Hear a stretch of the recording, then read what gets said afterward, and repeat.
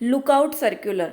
तो देखो सबसे पहले देख लेते हैं कि लुकआउट सर्कुलर क्या है और ये भी देख लेते हैं कि फ़िलहाल ये न्यूज़ में क्यों है।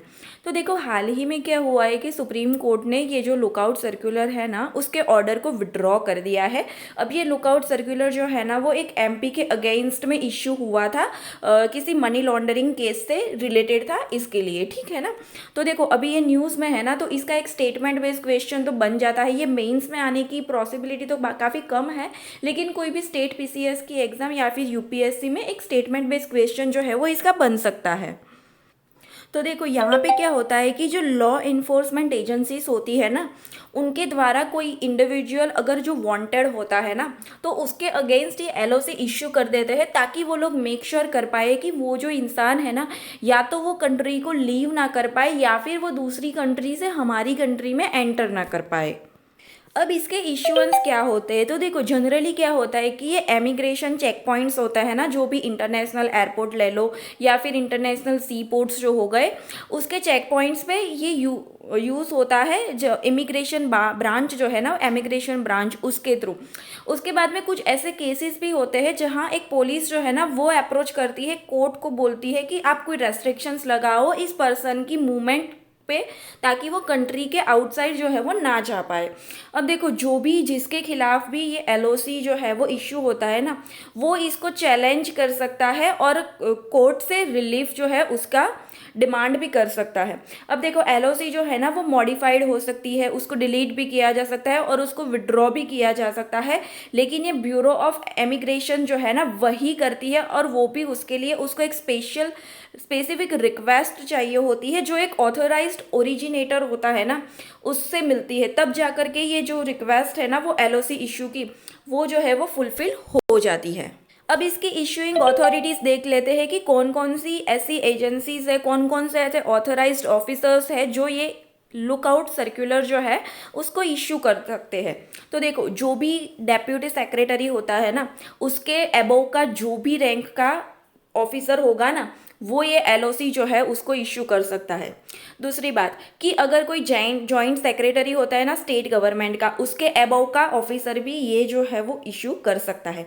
फिर डिस्ट्रिक्ट मैजिस्ट्रेट और सुप्रिटेंडेंट ऑफ पुलिस जो है वो भी इसको इश्यू कर सकता है। उसके बाद एक डेजिग्नेटेड ऑफिसर्स होता है जो कि various law enforcing and security agencies का हो सकता है।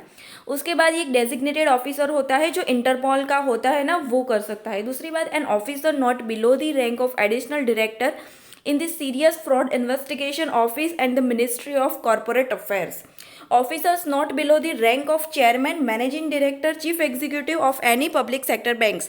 तो ये जो लिस्ट गिनाई ना जितने ऑफिसर्स की, उनमें से कोई भी ऑफिसर जो है ना वो एलओसी जो है उसको इश्यू करा सकता है। देखो अब आपको इतनी बात तो समझ में आ गई है ना कि एलओसी जो है ना वो अगर आप मनी लॉन्ड्रिंग या उसके मनी से रिलेटेड फ्रॉड जो होते हैं ना उससे लिंक्ड अप होते हैं ना तो ये इशू हो सकता है। तो सीधी सी बात है, ये जो ऑफिसर्स है ना वो भी मोस्टली कहीं ना कहीं मनी की ऑफिस से रिलेटेड है।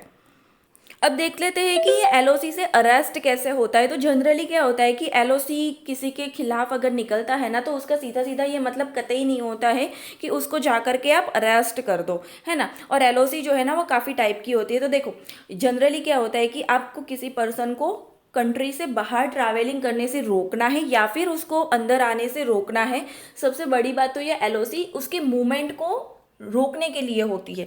दूसरा कि कोई पर्सन जो है ना उसको एंटर करने से भी रोकना है। अगर हो सकता है उसने कहीं और कंट्री में मनी लॉन्ड्रिंग करी हुई है या कोई फ्रॉड मनी से रिलेटेड है और वहाँ की गवर्नमेंट ने या फिर इंटरपोल ने उसके खिलाफ कोई केस या कुछ भी इश्यू करा हुआ है, तो यहाँ से जो भी ऑफिसर है ना वो उसके खिलाफ एलओसी निकाल देंगे कि भाई इस बंदे को ना तुम एंटर ही मत देना अपनी कंट्री में। और दूसरा होता है कि to inform the concern investigation agencies, यानी कि अगर हमें कोई इन्वेस्टिगेशन एजेंसी को बताना होता है ना तभी हम एलओसी निकाल के दे देते हैं कि देखो इस बंदे के खिलाफ हमने निकाल दी, आपको जो कार्यवाही करनी है वो आप कर सकते हैं। The pro forma of the LOC also contain a request to detain the individual at the local police investigation agency, which generally leads to arrest। और अगर ज़रूरत पड़ी कि मतलब इतना बड़ा फ्रॉड है, उनके पास बहुत सारे सबूत है कि इनफ सफिशिएंट सारी चीज़ें हैं कि उसका जो है वो अरेस्ट आप करवा सकते हो, तो इसके बेसिस पर उसकी अरेस्ट जो है वो भी हो सकती है। आई होप कि आपको ये टॉपिक जो है वो अच्छे से समझ आ गया होगा। इसका मेंस का पॉइंट ऑफ व्यू से तो मुझे बहुत ही कम लग रहा है कि मेंस में कुछ इसका पूछा जाएगा, लेकिन प्रीलिम्स में आने की इसकी बहुत बहुत संभावनाएं हैं। ये भी पूछा जा सकता है कि एलओसी क्या होता है, उसकी डेफिनेशन सिंपली पूछ ले, या फिर ये पूछ ले कि कोई एक अथॉरिटी है जो इसको कर सकती है। दूसरी बात ये भी पूछ सकता है कि एलओसी का क्या एक्चुअली मीनिंग है, कि पर्सन को कंट्री से बाहर नहीं जाने देना है या फिर बाहर आने से रोकना है, वॉट एवर। तो ये एक मुझे लगता है कि प्रीलिम बेस्ड क्वेश्चन बन सकता है। So thank you.